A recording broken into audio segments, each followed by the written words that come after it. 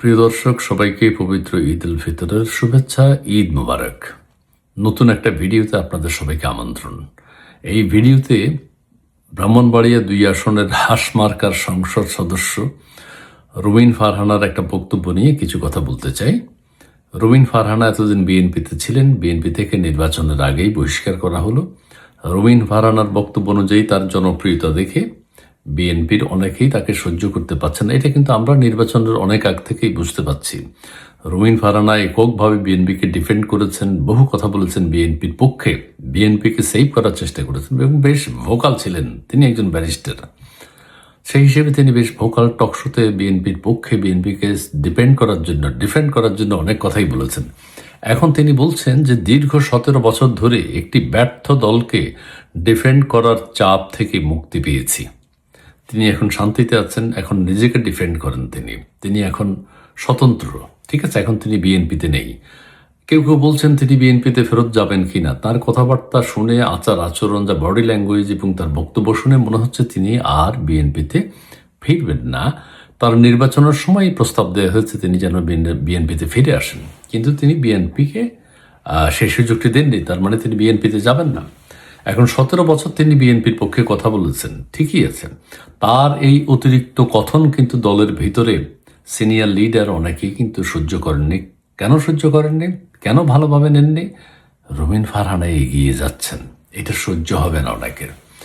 বিএনপির বড় নেতাদের চেয়ে বেশি জনপ্রিয়তার কারণেই দলের ভেতরে টার্গেটে পরিণত হয়েছিলেন এবং এটাই তার বহিষ্কৃত হওয়ার অন্যতম কারণ বলে মনে করেন ব্রাহ্মণবাড়িয়া ২ আসনের স্বতন্ত্র সংসদ সদস্য রুমিন ফারহানা।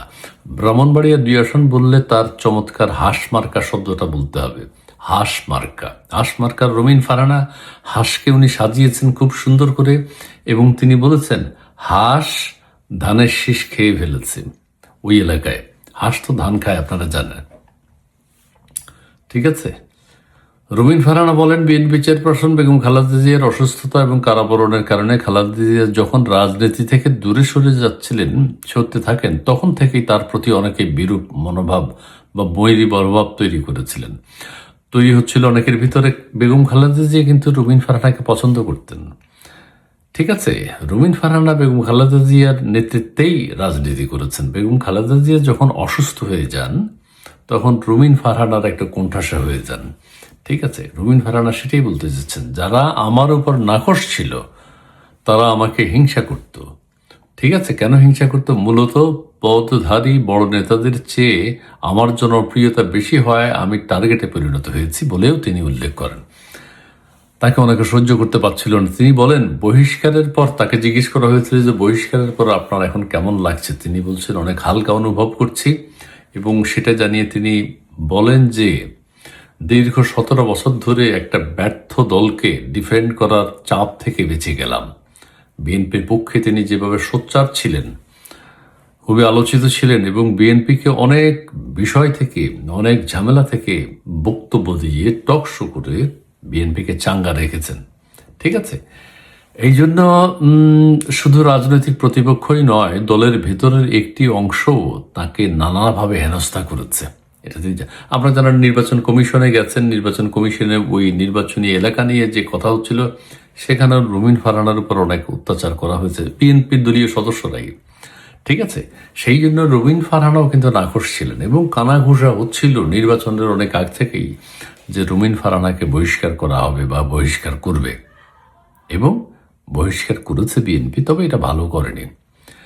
এত অবদান, এত ত্যাগ আসলে দলের মধ্যে আওয়ামী লীগ হোক, বিএনপি হোক, জামাত না, অন্যান্য দলের মধ্যে যেটা হয়, একজন যখন বক্তব্য ভালো দেন, কথা ভালো বলেন, দলকে ডিফেন্ড করেন, দলের পক্ষে থাকেন, বেশ আলোচনায় এসে যান, তখন কিন্তু দলের ভিতরে তার অনেক শত্রু তৈরি হয় এবং সেই শত্রু বিএনপির মধ্যেও ছিল, আওয়ামী লীগের মধ্যেও আছে।